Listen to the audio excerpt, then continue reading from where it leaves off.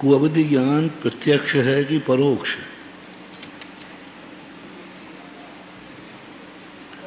कुअवधि ज्ञान प्रत्यक्ष है कि परोक्ष?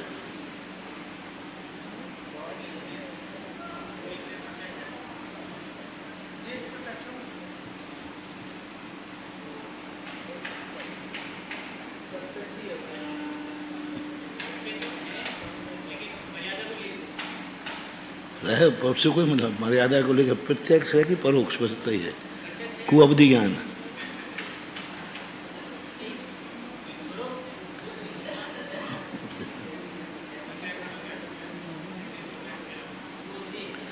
परोक्ष की परिभाषा क्या है?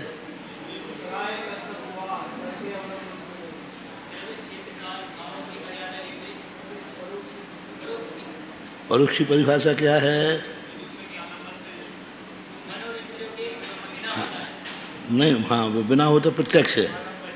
मन और इंद्रिय के बिना मर्यादा को लिए हुए मन इंद्रिय से जो होता है वह रूपी पदार्थ, रूपी भी है, मर्यादा को लेते हुए रूपी पदार्थ को जानता है, वो परोक्ष है। और प्रत्यक्ष क्या है? मन इंद्रियों के बिना अवधि ज्ञान के मर्यादा को लेकर एक देश प्रत्यक्ष है, चाहे वो कुअवधि हो चाहे सुअवधि हो, प्रत्यक्ष में ही आएगा। तो फिर यहाँ ग्रहण क्यों नहीं किया? प्रत्यक्ष तो था, जब वो प्रत्यक्ष जानता है तो प्रमाण क्यों नहीं है? दर्शन ना से प्रमाण तो मानना चाहिए, प्रमाण तो मानना चाहिए, क्योंकि उसका अभिप्राय खोटा है, स्वरूप और कारण कार्य की अवस्था को नहीं जान रहा है प्रत्यक्ष ही। कुमति को शुद्ध के साथ, कुमति और कुशुद्ध ज्ञान किस में जाएंगे? कुमति नहीं, परोक्ष, परोक्ष है। लेकिन परोक्ष प्रमाण में ले लें उनको। प्रमाण दो प्रकार, प्रत्यक्ष और परोक्ष। तो जब वो परोक्ष हैं तो परोक्ष प्रमाण मान लो। परोक्ष तो हैं लेकिन वो प्रमाण नहीं, क्योंकि उनका अभिप्राय खोटा है। मिथ्या अभिप्राय होने से वह परोक्ष ज्ञान है, ज्ञानी है, लेकिन खोटे हैं।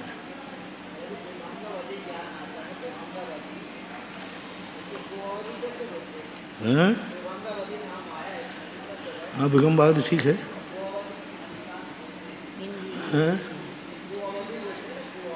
कुअवधि और विभंगावधि सिद्धांत ग्रंथ वालों का अवधि ज्ञान मनुष्यों को और इनको लेकर है कि भंग हो करके आया है, सीधा प्रकट नहीं होता। मनुष्य त्रियंचों को कुअवधि ज्ञान कभी नहीं होता। विभंग अवधि ज्ञान प्रकट होता है पर भंग होके आता है। विभंग शब्द का प्रयोग क्यों किया है? कुंदकुंद स्वामी मति ज्ञान का प्रयोग नहीं करते, अभिनिबोधक समय सार में उन्होंने अभिनिबोधक शब्द का प्रयोग किया है, मति ज्ञान का प्रयोग नहीं किया। तो इन सब में उनके अभिप्राय हैं। विभंगावधि कुअवधि कहा है, कुअवधि भी आचार्य ने कहा है, लेकिन जो दार्शनिक हैं, लाक्षणिक हैं, वे विभंगावधि कहते हैं।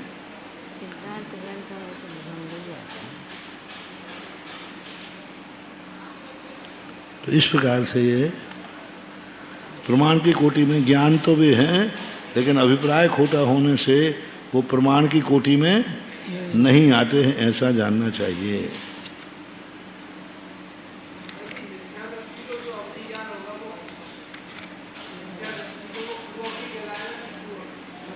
कुअवधि विभंगावधि देव और नारकियों का मान नहीं किया, हाँ, क्योंकि वो भाव प्रत्यय है। भाव प्रत्यय में कोई कारण नहीं, वो तो भाव से प्रकट हुआ। मनुष्य त्रियंचों में लब्धि प्रत्यय होता है। जो मनुष्य त्रियंचों में है यह लब्धि प्रत्यय है।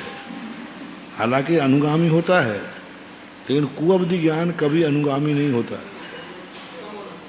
हाँ, सर्वाल सुअवधि तो अनुगामी है। नरक से भी अवधि ज्ञान लेके आ सकता है, नरक से भी।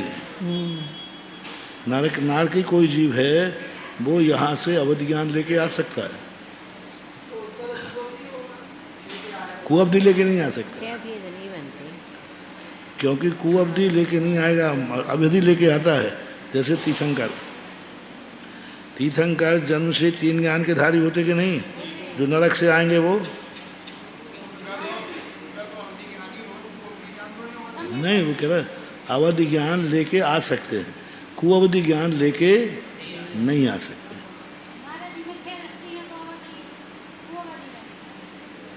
पर वो लेके नहीं आएगा, चाहे देव हो चाहे कोई हो, कुअवधि ज्ञान वहीं छूटेगा। अनुगामी नहीं होता कुअवधि ज्ञान। हमारे 6 भंग नहीं बनते इनके 6 प्रकार से। हीमान, वर्धमान, अवस्थित, अनवस्थित आदि। वर्धमान होगा, अवस्थित होगा, अनवस्थित होगा, अनुगामी, अनुगामी नहीं होगा। बस हीमान वर्धमान होगा। अवधि ज्ञान भी हीनादिक होता है मिथ्या दृष्टि का, दशा के साथ। अवस्थित अनवस्थित होगा, कभी कम हो गया कभी ज़्यादा हो गया, लेकिन अनुगामी नहीं होगा। सम्यक दर्शन से ही अनुगामी, क्योंकि अनुगामी होने का अर्थ गुण प्रत्यय बनना, गुण प्रत्यय बनना। फिर ये तो 6 ही गुण प्रत्यय के माध्यम से होते हैं ना। यहाँ से कोई अवधि ज्ञान लेके जा सकता है, स्वर्गों में चला जाए, लेकिन जाएगा वो स्व अवधि लेकर के। 6 गुण प्रत्यय है।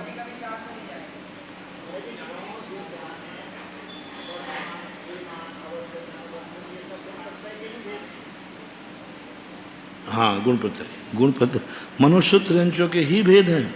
देवों में कभी भी हीमान वर्धमान अवधि ज्ञान नहीं होता। हाँ, देव और नारकियों का अवधि ज्ञान नियम से फिक्स होता है। जन्म के अंतर मुहूर्त बाद उनको जैसा ज्ञान प्रकट हो गया, मृत्यु पर्यंत उनका यथावत रहेगा देवों में।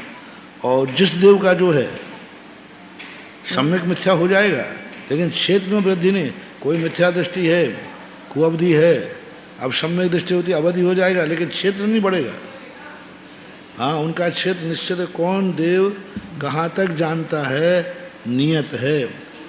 तो नियत है, बिल्कुल पक्का उनका है।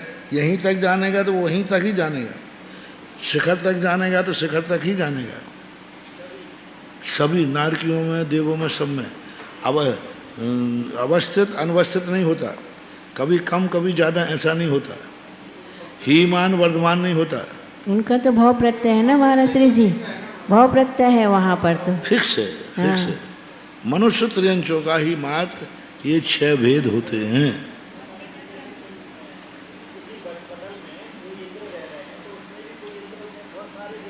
सबका अलग अलग है, बिल्कुल अलग अलग है। सबका भिन्न भिन्न। हर पटल का अवधि ज्ञान अलग है। स्वर्ग एक ही है, आयु अलग अलग है सब करके। नहीं, भिन्न भिन्न अवधि ज्ञान होगा। उसी पटल में स्वधर्म इंद्र है, उसी पटल में और भी छोटे इंद्र भी हैं, सब पर रहेगा। जन्म फिक्स हो गया, उनका कुछ भी बढ़ना नहीं, धन दौलत बढ़ना नहीं, खान पीन बढ़ना नहीं, जो है सेट है बस। उनका जो अमृत झरना बस वही झरेगा, और जिस दिन झरना हो रहे बीच में तुम खाना चाहो तो नहीं खा सकते, व्यवस्था ही नहीं है।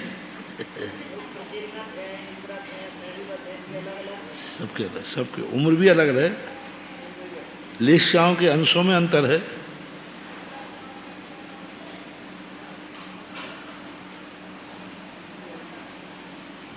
एक स्वर्ग में असंख्यात प्रकार की आयु है, एक स्वर्ग में असंख्यात प्रकार की आयु है।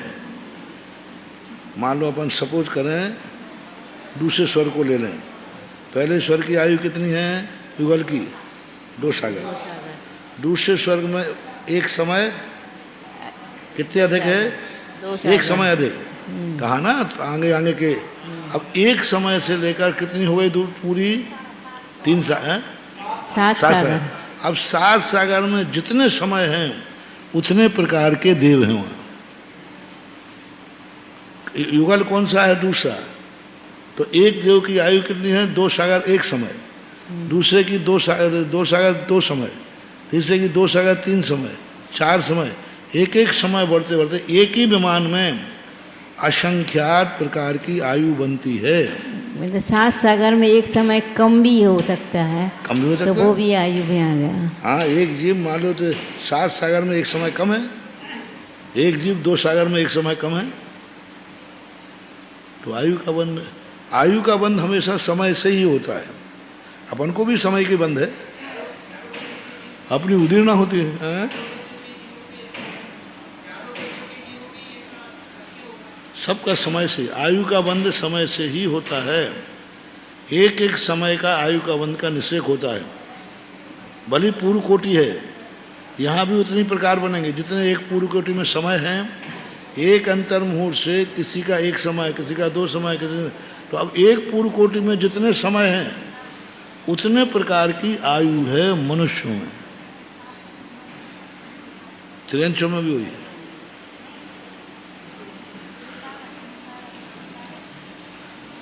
किंच सर्वज्ञ, हाँ, अब अपना योग प्रत्यक्ष में चल रहे थे। यदि आप प्रत्यक्ष नहीं मानते हैं और योगी प्रत्यक्ष मानते हैं तो पहली बात तो इंद्रिय निमित्तत्व अभावात् अक्षर संप्रतिवर्ते तत् प्रत्यक्षम इति अभ्युपगमात्, जो इंद्रियों से इंद्रियों को जानता है उसको प्रत्यक्ष मान लिया जाए।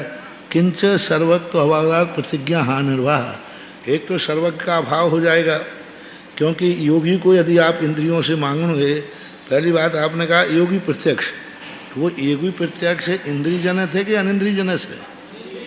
अनिंद्रिय जनित है, इंद्रिय जनित नहीं है। तो आपकी प्रतिज्ञा की हानि हुई, क्योंकि आपने क्या कहा था? प्रत्यक्ष कौन है?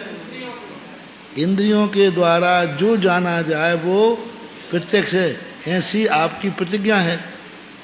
और आप अभी क्या कह रहे हो? योगी बिना इंद्रिय और मन के जानता है, तो आपकी प्रतिज्ञा की हानि हो जाएगी।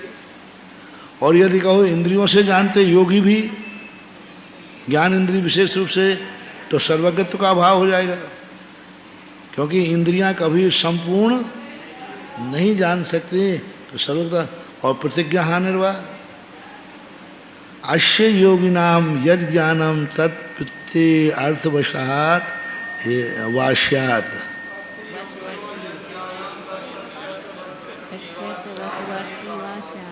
अश्य यानी इस योगी के जो ज्ञान है, तत्प्रति अर्थवशवर्ती वास्यात् अनेक अर्थग्राही वाह।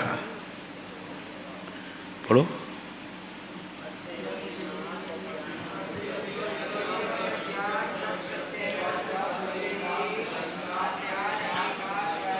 यदि उन जो योगियों का ज्ञान आप कह रहे हैं, योगी प्रत्यक्ष आप मानते हैं, तो प्रति अर्थवशवर्ती, एक एक वस्तु का एक एक अर्थ जानता है। प्रति अर्थवर्ती, व्युत्पत्ति करो, प्रति अर्थ वश वर्तत्वात्। कितने अर्थ गए? इसका नाम क्या है? चश्मा। इसका नाम है, जितने पदार्थ हैं उतने ही अर्थों को जानता है। एक एक पदार्थ का एक ही एक अर्थ है। ये चश्मा है तो चश्मा ही है, बस यही है। ये किताब है तो किताब ही है, ये माइक है तो माइक है। ऐसे जितने संसार में अर्थ हैं, उस पदार्थ को लेकर के अर्थ जानता है या अनेक अर्थ ग्राही है? एक पदार्थ के अनेक अर्थों को ग्रहण कर रहा है कि एक अर्थ को? बहुत अच्छी, बहुत दार्शनिक प्रश्न है। एक व्यक्ति खड़ा हुआ है तो तुम्हारा योगी उसको एक ही रूप में जान रहा, एक ही अर्थ जान रहा है कि यह मनुष्य है, बस। तो और कुछ भी है? और कुछ भी है? क्यों नहीं है? जीव है, जीव में भी श्रावक है, मुनि है, माँ कुछ है। उनको जानेगा कि नहीं कि एक ही अर्थ को जानता है? वस्तु को ये चश्मा है, बस इतना ही जानता, और कुछ जानता? एक ही अर्थ जान लिया, लेकिन एक कांच भी तो है, ये डंडी भी तो है, एक कलर की अपेक्षा डंडी के, तो अनेक, एक वस्तु के अनेक अर्थ हो गए कि नहीं? तो आपका जो योगी है अर्थ वशवर्ती ही, प्रति अर्थ वशवर्ती, एक पदार्थ के आलम्बन को लिया तो एक ही पदार्थ को जानेगा, दूसरे को नहीं जानेगा। महाराज जी बढ़ती यानी क्रम नहीं होगा, यानी एक एक पदार्थ को क्रम से जानता है कि एक साथ जानता है। हाँ तो क्रम वर्त ले लो, एक अर्थ वर्षवर्ती, प्रति अर्थ वशवर्ती ही, तो प्रत्येक अर्थ यानी पदार्थ एक एक पदार्थ के लेकर के जान रहा है, ये है, फिर ये है, फिर ये है, फिर ये है, कि एक साथ अनेक को जान रहा है। दो प्रकार की अनेकता लेना जी। एक अनेकता ये है, एक ही पदार्थ को जान रहा है, लेकिन उसके अंदर अनेक अभिप्राय छुपे हुए हैं, क्या उनको एक साथ जानता है? अथवा एक पदार्थ को जैसे अपन क्रम से जानते हैं, चश्मा जानना फिर ये जाने, एक साथ तो नहीं जानेंगे। या अनेक अर्थग्राही, अर्थ का अर्थ है ना पदार्थ जी, अनेक पदार्थों को एक साथ जानता है या एक एक करके जानता है? एक पदार्थ के अनेक अर्थों को जानता है कि एक अर्थ को? दो। तो ऐसा वशवर्ती ही तत्प्रति अर्थ वशवर्ती ही वास्यात अनेक अर्थग्राही वा, यदि प्रति अर्थ वर्षवर्ती ही सर्वज्ञत्वम अस्य नास्ति ही। एक एक पदार्थ को यदि जानेगा तो संपूर्ण पदार्थ कब तक जान पाएगा? सर्वज्ञता का भाव ये। अनंत पदार्थ हैं, तो फिर वो सर्वज्ञ कब बनेगा? बन ही नहीं सकता, क्योंकि एक एक पदार्थ को जानेगा, एक एक अर्थ के, और एक अर्थ वाला एक ही पदार्थ है, फिर उसको जानेगा, उसको जानेगा, उसको जानेगा। तो ऐसी स्थिति में तो वो कभी, क्योंकि अनंत अनंत पदार्थ हैं, तो अनंत अनंत उसको समय लगेंगे। तो तुम्हारा योगी सर्वज्ञ नहीं है, और जो सर्वज्ञ नहीं है वो प्रमाणिक नहीं होता। यदि आप कहो नास्ति योगिना ज्ञेयस्य अनंत, ज्ञेयस्य अनंत्यात्, ठीक है, अनंत्यात्, ज्ञेय क्या है? अनंत है। हाँ, अनंत्यात्, अनंत्यात् यानी सीमातीत है। अर्थ अनेक अर्थग्राही, यदि आप कहते हो कि नहीं नहीं वो एक साथ सबको जान लेते हैं, तो फिर आपकी प्रतिज्ञा की हानि हो जाएगी, क्योंकि आपके यहाँ एक श्लोक आया है, विजानाति न विज्ञान मेकमर्थद्वयं यथा, एकमर्थं विजानाति न विज्ञान द्वयं तथा। ये अपनी गाथा नहीं, उनके यहाँ का है। विजानाति न विज्ञानम एकम अर्थ द्वयम, एक ज्ञान कभी दो अर्थों को नहीं जान सकता। एक ज्ञान एक समय में एक ही अर्थ को जानेगा, दो को नहीं जान सकता। जैसे अपन लोग नहीं, अपन क्रम से ही जान रहे हैं, अपन लोग क्रम से ही जान रहे, बस अपना स्पीड इतनी है कि पकड़ नहीं पा रहे, क्रम से ही जानते। अपना ज्ञान कभी अक्रम नहीं, क्रम से ही जानते।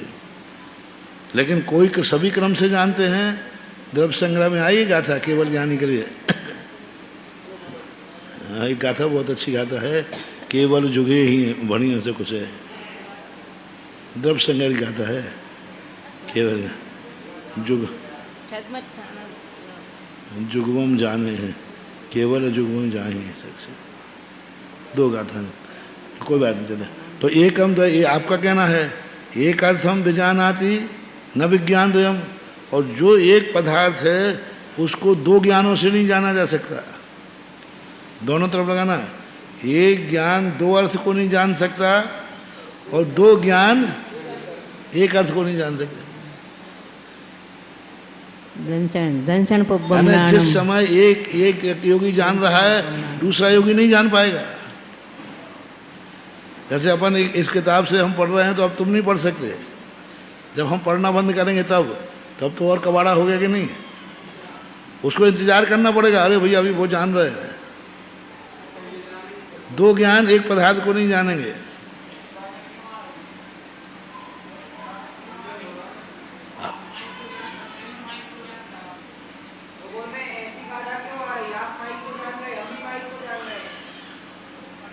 मुझे क्या पता, हमारे यहाँ तो कोई बाधा नहीं, उसके यहाँ बाधा आ रही।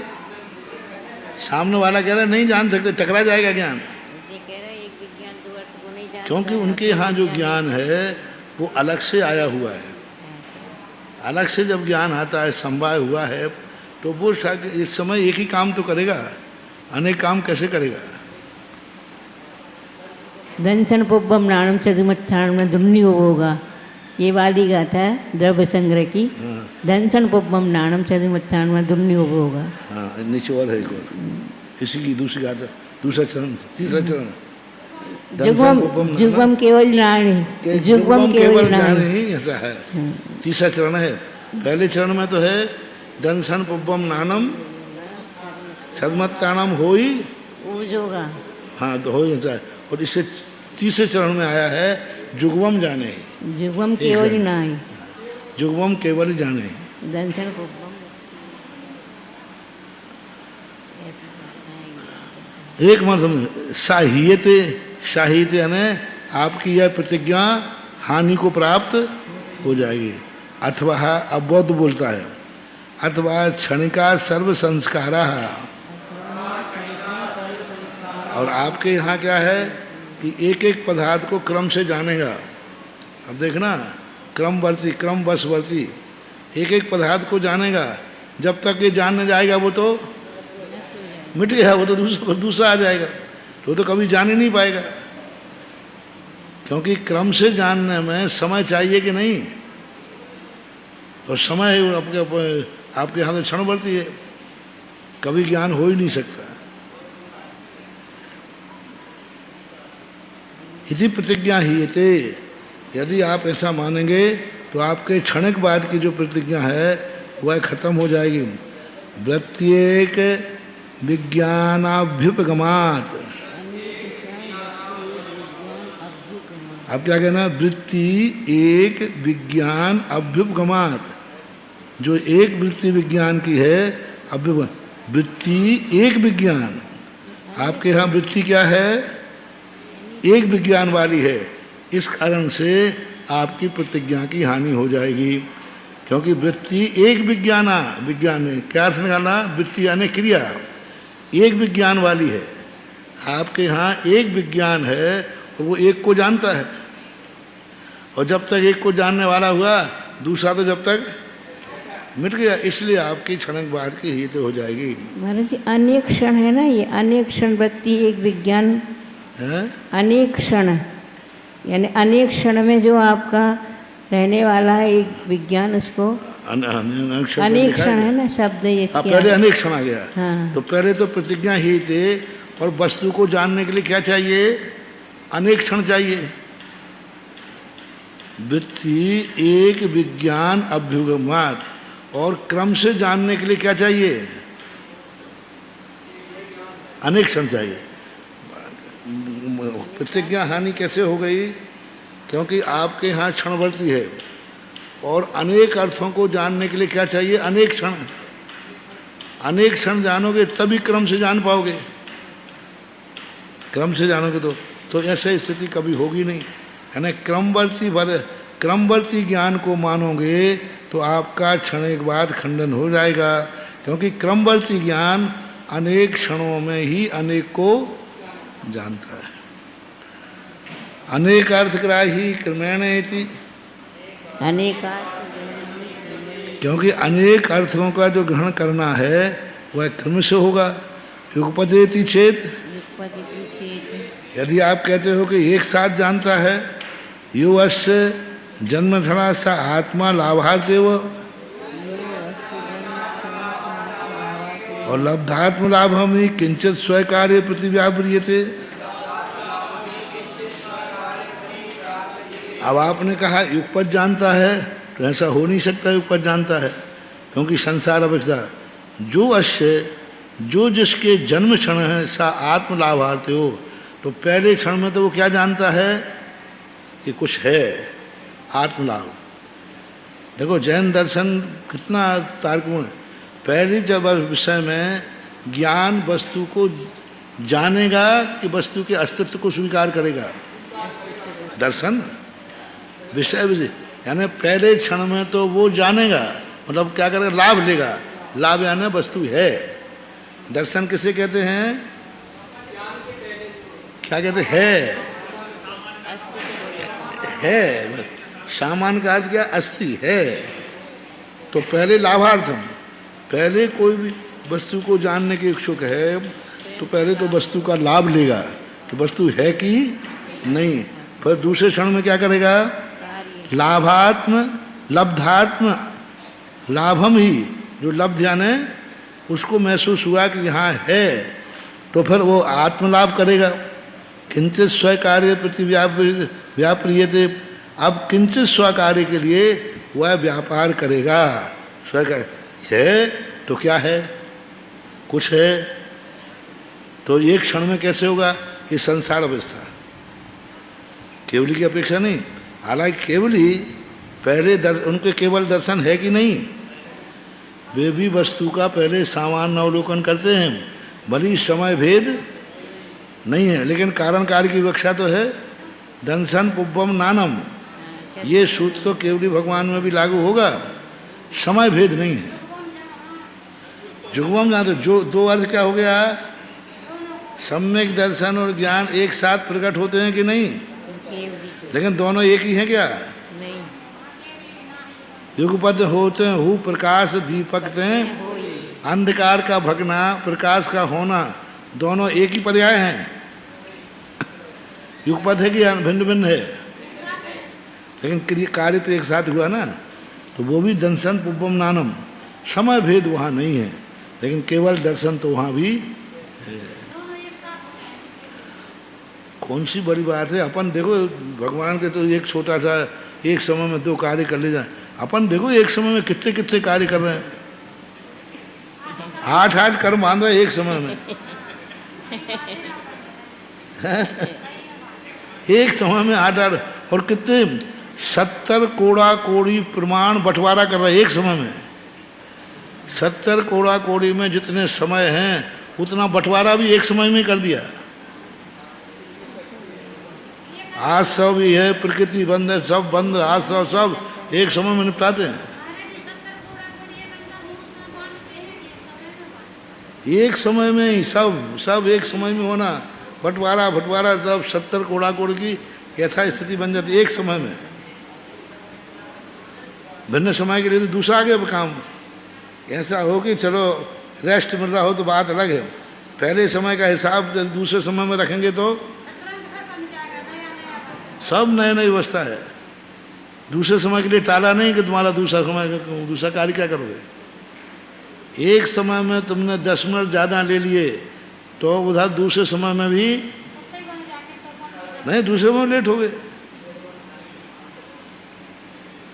जैसे अपनी स्वाध्यापन कर रहे, अब अपन किसी में 5 मिनट लेट हो जाओ तो फिर दिन भर 5 मिनट, पर वो विश्राम कभी हो बीच में गैप पड़े तो कर लोगे। रेगुलर कार्य में तो क्या होगा, अपने पास भी भगवान ही नहीं करते, अपन भी बहुत काम करते एक समय में, कितने सारे काम। हाँ वो काम जरूर है, शक्ति तो है। प्रदीपवत इति चेत, वो ये उदाहरण जो है जैनाचार्यों का नहीं है। प्रदीपवत इति चेत, क्योंकि वो कह रहे हैं ऐसा मानो, प्रदीप के समान मानो। आप लोगों ने उदाहरण दिया था, तत्सपि अनेक क्षण विषयतायाम सत्यामेव प्रकाश प्रकाशन अभ्युपगमात्।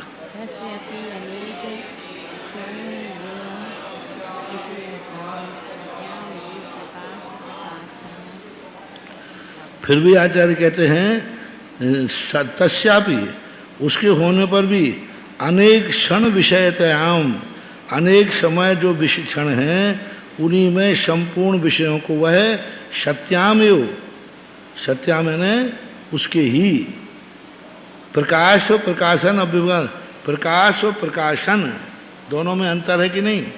प्रकाशन किसे कहते हैं? प्रकाश, उज्ज्वल को प्रकाश, प्रकाशन यानी करने वाला। जो प्रकाशन है यानी जो वस्तु देखने में आ रही है और प्रकाश है, इनके लिए भी अनेक क्षण चाहिए। प्रकाश और प्रकाशन, प्रकाशक बोलते हैं ना अपन, प्रकाशक अलग है, छापने वाले को प्रकाशन बोलते हैं, प्रकाशन प्रेस वाले को बोलते हैं, किसने छापी है। और प्रकाश यानी किसने छपाई है, किस संस्था ने छपाई है वो। भरत जी, प्रकाशित होने वाले मतलब प्रकाशित होने वाले पदार्थ और प्रकाश प्रकाशन, प्रकाश यानी जो प्रकाश के योग्य है, प्रकाशन यानी करने वाला, इसके द्वारा किया जा रहा है। प्रकाश के योग्य, प्रकाश के योग्य, हाँ, प्रकाशित हो रहा है। और जो प्रकाशन है, इनमें भी समय भेद तो आएगा ही आएगा। अब ये उदाहरण दो तरफ से खंडन किया इन्होंने। एक तो सर्वज्ञता से खंडन कर दिया कि सर्वज्ञ का अभाव हो जाएगा, और यदि आप युगपद मानते हो तो संसार का अभाव हो जाएगा, संसारी सब अज्ञानी हो जाएंगे। यानी यदि आप क्रमवर्ती मानते हो तो सर्वज्ञ का अभाव हो जाएगा। हो जाएगा कि नहीं? और अक्रमवर्ती मानते हो तो संसारी जीवों का अभाव हो जाएगा, ये सब अज्ञानी हो जाएंगे। यदि आप ये कहते हो कि युगपद जानता है, सभी पदार्थों को प्रदीप के समान एक साथ जान लेता है, तो किसका अभाव हो जाएगा? अपन संसारी जीवों का अभाव हो जाएगा, क्योंकि अपन युगपद सब जानते नहीं है। एक के बाद जिस समय देखते हैं उस समय सुनते नहीं है, सुनते हैं तो देखते नहीं, तो फिर हम संसारी प्राणी सब अज्ञानी हो जाएंगे। वो है नहीं केवल ज्ञानी, युगपद हम जानते ही नहीं। केवल ज्ञानी जब हो जब युगपद जाने। तो यहाँ सारांश से समझना, यदि क्रम से जानता है ज्ञान प्रमाण, तो किसका अभाव हो जाएगा? सर्व। और एक साथ सबको जान लेता है तो संसारी प्राणी का अभाव हो जाएगा। यानी परोक्ष प्रमाण, यूँ मानो क्रमवर्ती जानने से प्रत्यक्ष प्रमाण का अभाव हो जाएगा।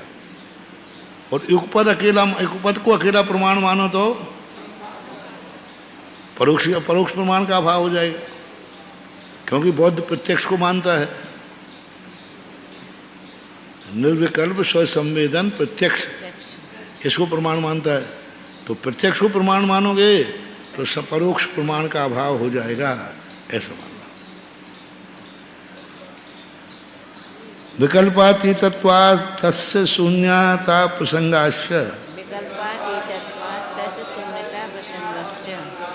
यदि आप कहते हो कि देखो आप ये सब पंचायतें अपन लोग कर रहे हैं, भगवान को कोई विकल्प नहीं है, वो विकल्पातीत है। जानने में आवे तो, नहीं जानने में आवे तो शून्यत्व प्रसंग आएगा, तो शून्यता का प्रसंग आएगा। वो जानते ही नहीं कुछ भी। अपने यहाँ अलग है, अपने यहाँ तो जानते भी हो नहीं भी जानते। वो कहते हैं भगवान को कोई विकल्प नहीं है जानने नहीं जानने का, तो फिर शून्यता का प्रसंग आया। तो तुम जैनी लोग भी तो मानते हो कि सर्वज्ञ कुछ नहीं जानते। नहीं, व्यवहार से, हम तो व्यवहार से जानते। न एक ऐसी ढाल है जो हमें कहीं ना कहीं से बचा लेती है। अभिहितो भय प्रकारस्य प्रमाणस्य आदि प्रकार विशेष प्रतिपत्त्यर्थमाह।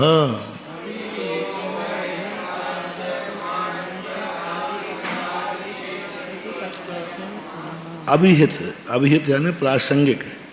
क्या प्रासंगिकता? उभय प्रकारस्य प्रमाणस्य, जो प्रासंगिक हैं उभय प्रकार, उभय होने कौन? प्रत्यक्ष और परोक्ष प्रमाण जो हैं, ये आदि प्रकार विशेष प्रतिपत्त्यर्थम है। जो आदि में प्रकार कहा, पहला प्रकार मति ज्ञान, उसकी कुछ विशेषताएं बताते हैं। मति ही स्मृति संज्ञा चिंता विनिबोध यत्नर्थांतरम।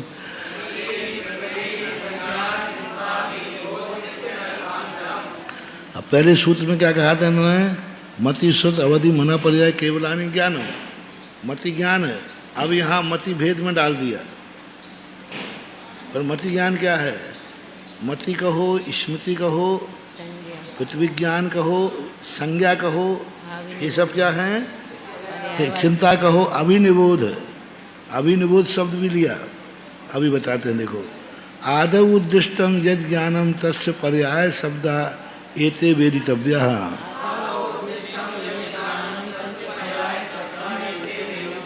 आदि में जो कहा है जो ज्ञान, उसके पर्यायवाची शब्द जानना चाहिए।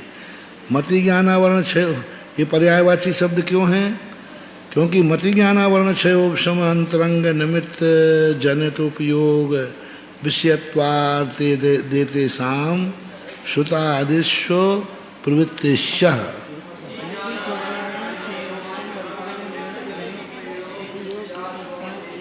मति ज्ञानावरण के क्षयोपशम का जो अंतरंग कारण है, अंतरंग निमित्त जनित उपयोग विषयत्वात्, मति ज्ञानावरण कर्म के अंतरंग क्षयोपशम के निमित्त से जो उपयोग वस्तु को विषय बनाता है, उसे क्या कहते हैं?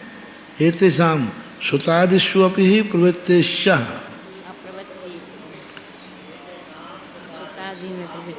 हाँ, श्रुतादिष्व प्रवृत्ति, हाँ प्रवृत्तिश्च पढ़ना है सही। क्या करना? श्रुतादिश प्रवृत्तिश्च। हाँ, क्योंकि बा को उधर पढ़ना है ना, प्रवृत्तिश्च।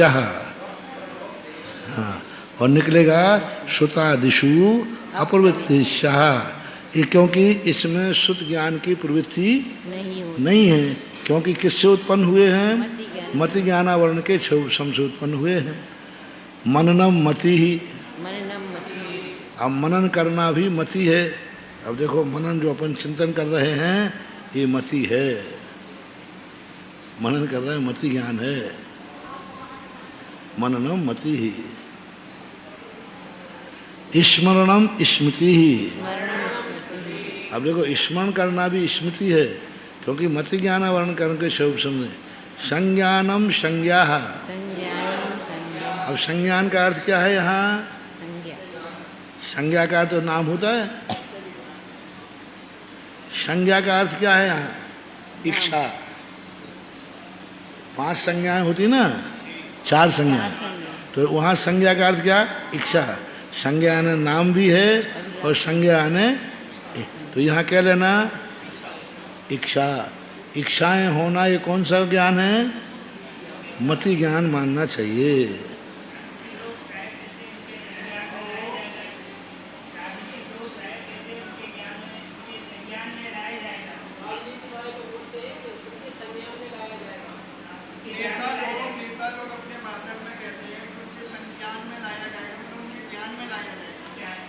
संज्ञान, हाँ वो भी, हाँ संज्ञान में लाया जाएगा। हाँ, लोग संज्ञान है हमारे इच्छाएं, जो अपनी इच्छाएं उठ रही हैं, ये सब मति ज्ञान है। क्योंकि इच्छा, यह क्या है? बोलो, यह क्या है? यह क्या है? मति ज्ञान। तो ये इच्छाएं यह तो है, यह चाहिए, यह चाहिए, यह चाहिए, ये सब इच्छाएं मति ज्ञान के भेद है। पृथ्वी ज्ञान भी ठीक है। चिंतनम चिंतन, प्रत्यावय ज्ञान भी वो उसी से होता है। चिंतनम चिंता। अब देखो, मनन में और चिंतन में क्या अंतर है? चिंता, टेंशन नहीं लेना यहाँ, नहीं, चिंतन। मननम चिंतनम।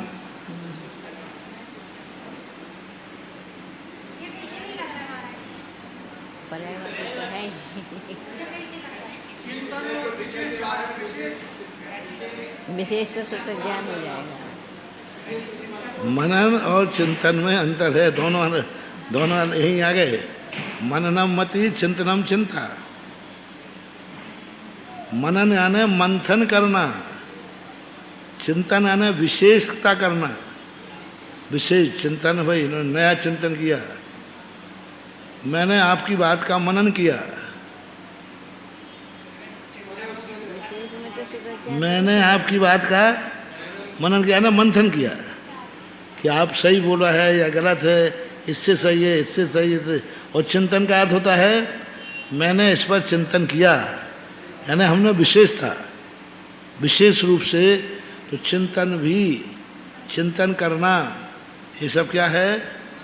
मति ज्ञान है। महाराज जी विशेष करना तो ये सुगत ज्ञान की कोटि में नहीं चला जाएगा। चिंतन जो कह रहे हैं आपके विशेष का जो चिंतन किया जाता है तो वो सुगत ज्ञान की कोटि में चला जाएगा। वो अलग है, विशेष अर्थ है, विशेष अभिप्राय की तरफ जाता है। ये उसी में विशेषता को पा रहा है, वस्तु में ही। जैसे ये चश्मा है, बहुत अच्छा है, देखो चश्मा है, गोल है, ऐसा है वैसा, ये जो उसी में विशेषता ला रहा है।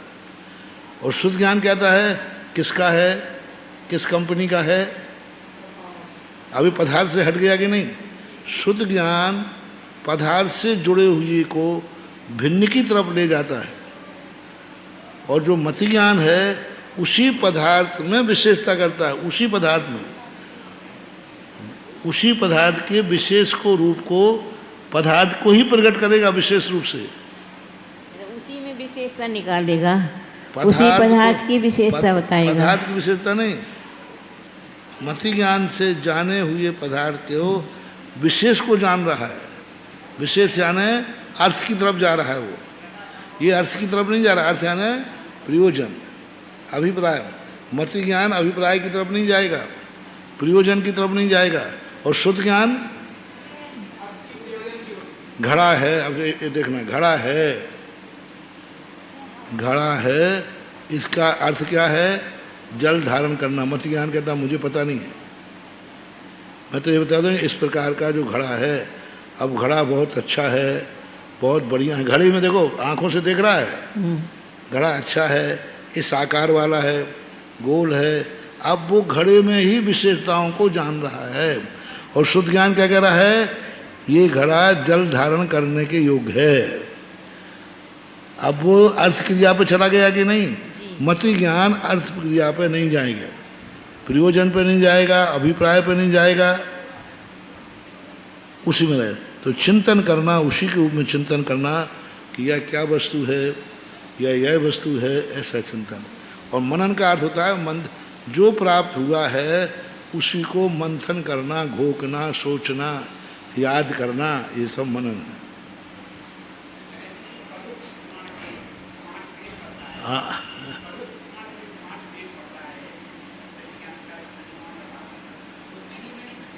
ये पर्यायवाची है, वो भेद है। तर्क है, प्रतिविज्ञान है, अनुमान है, ये सब मति ज्ञान के भेद हैं। वो ये भेद नहीं है, ये पर्यायवाची है। मतलब हम यदि ये कह रहे हैं कि चिंता तो मति ज्ञानी मानना, हम कहते हैं मनन तो मति ज्ञानी, पर्यायवाची शब्द।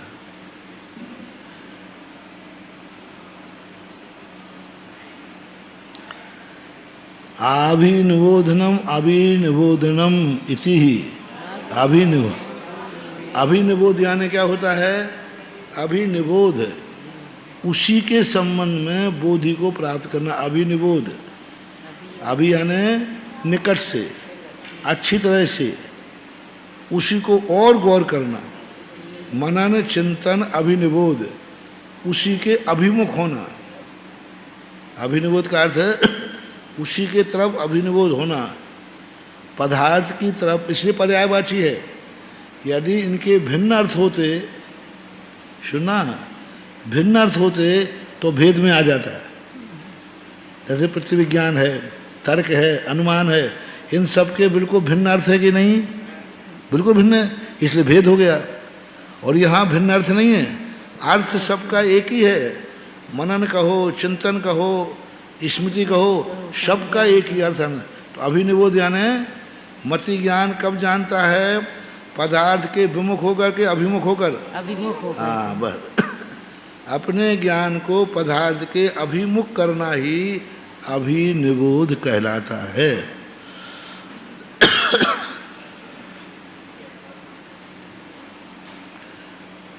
पर्याय शब्दत्वम नहीं ऊपर है।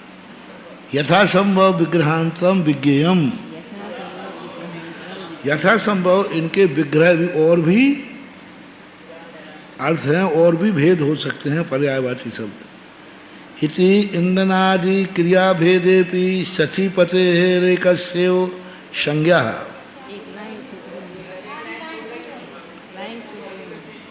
सत्यपि प्रकृति भेदे रूढ़ी बल लाभात पर्याय शब्दत्वम।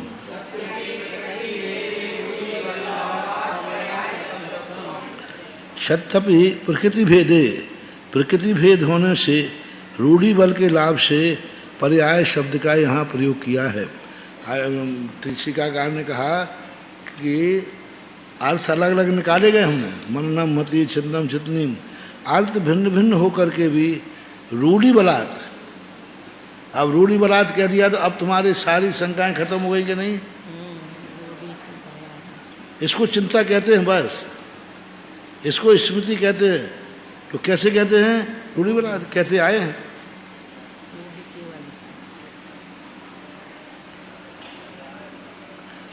यथा इंद्र शक्र पुरंदरा इति इंद्रनादि क्रिया भेदेपि। इंद्र शक्र और पुरंदर में इंद्रनादि क्रिया का, इंद्रनादि यानी क्रीड़ा आदि, भेद होने पर भी सचीपति एकस्यो संज्ञा। इंद्राणी के पति के एक की ही संज्ञा है। सवर्णरूढ़ नयापेक्षा तेषाम अर्थांतर कल्पनायाम मत्यादिशपि शाक्रमो विद्यते इव।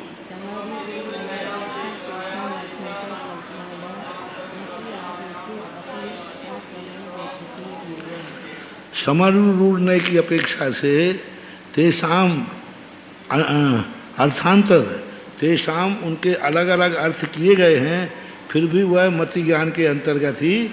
जैसे इंद्र शक्र पुरंदर, इनके अर्थ अलग अलग हैं कि नहीं, लेकिन नाम किसके हैं? इसी प्रकार संज्ञा चिंता, इनके अर्थ भिन्न भिन्न हैं, लेकिन ये सब किसके नाम हैं? मति ज्ञान के नाम जानना चाहिए। किंतु मति ज्ञानावरण से उपशम निमित्त उपयोग नाति वर्तन्ते इति ही अयमात्रार्थो विवक्षितः।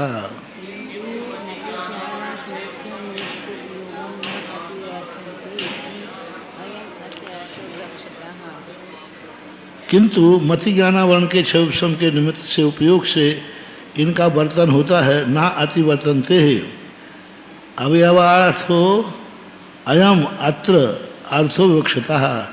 यहाँ पर जो मति ज्ञान आदि के क्षयोपशम से होने पर यहाँ पर उसी अर्थ की विवक्षा है।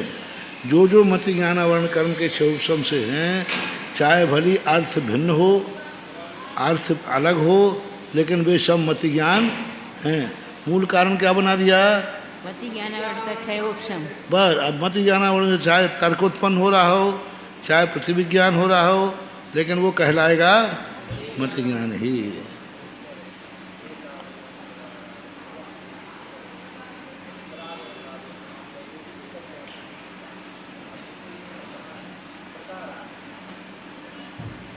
नाति वर्तन्ते, इसका अर्थ क्या लिया नहीं थी?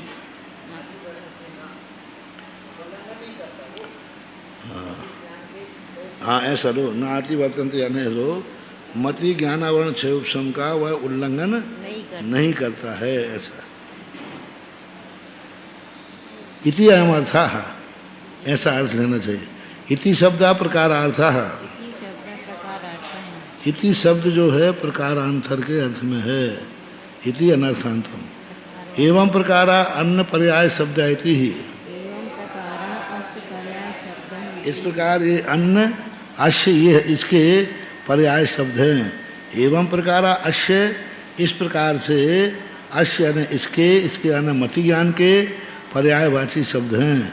अभिनिवेदार्थो वह, अथवा अभिनिवोध अर्थ के हैं। मति स्मृति संज्ञा चिंता विनिबोध इति एतहि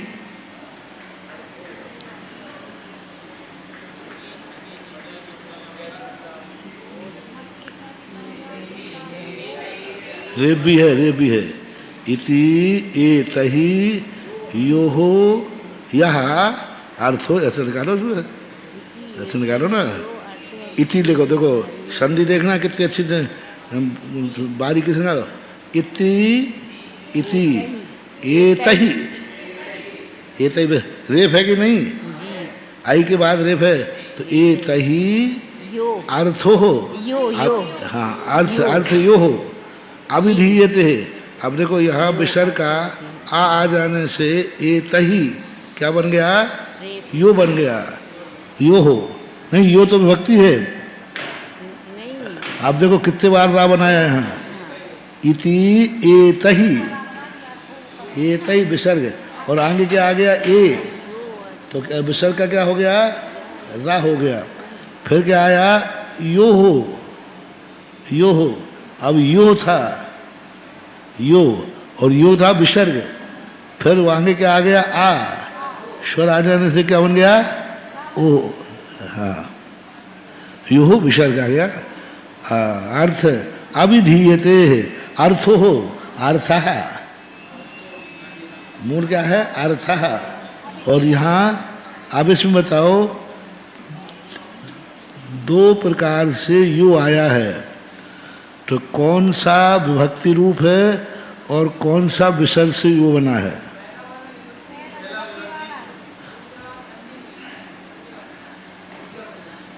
पहला यू क्या है?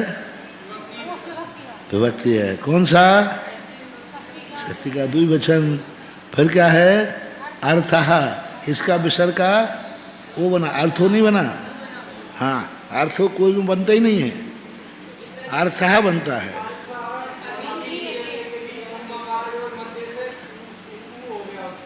ऊ का हो जाएगा, मतलब यहाँ विभक्ति वो यो की विभक्ति नहीं है, मतलब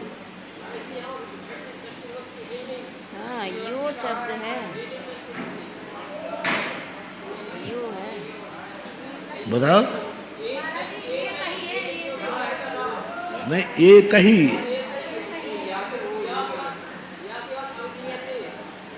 तो वो तो रे बन गया। एतहि के विसर्ग का क्या बन गया? बन गया यो अर्थ है, यो अर्थ।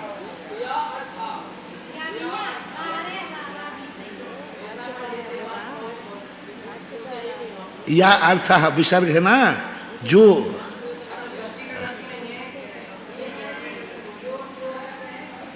नहीं आएगा। यो है, यो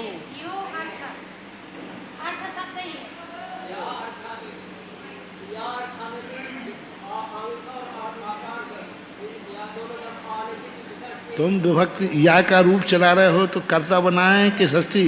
यहाँ कर्ता, यह, हाँ तो ठीक है, यह। और या के बाद विसर्ग का क्या गया? ओ। तो यहाँ कोई विभक्ति नहीं है, विसर्ग से ओ बना है। हाँ, ठीक है।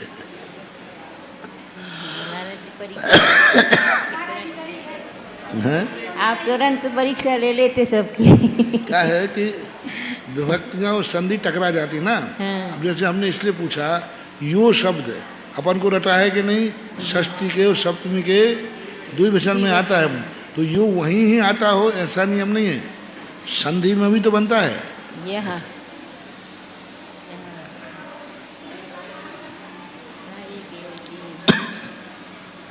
कहाँ थे? हाँ, ए इति एतहि यह अर्थः अभिधीयते, सा एव, सा एक एव, ये सब किसके हैं? एक के ही अर्थ हैं। द्विवचन लाने की जरूरत ही नहीं, क्योंकि यहाँ प्रसंग क्या है? मति ज्ञान का विषय है, इसलिए इति इस प्रकार से।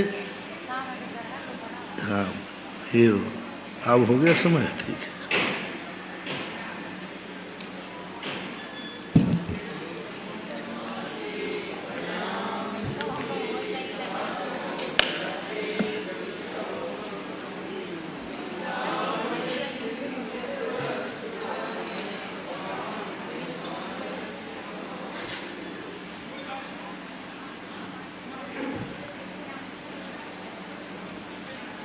नहीं, थोड़े दिन में ये बन जाएंगे ज्ञानी, पर ज्ञानी जब भी बनते हैं जब उल्टा सीधा करो। उल्टा सीधा करेंगे तभी ये बनेंगे, नहीं नहीं ये नहीं, हाँ ये हाँ नहीं नहीं, बिना गुमराह हुए बिना सही रास्ता से नहीं आता।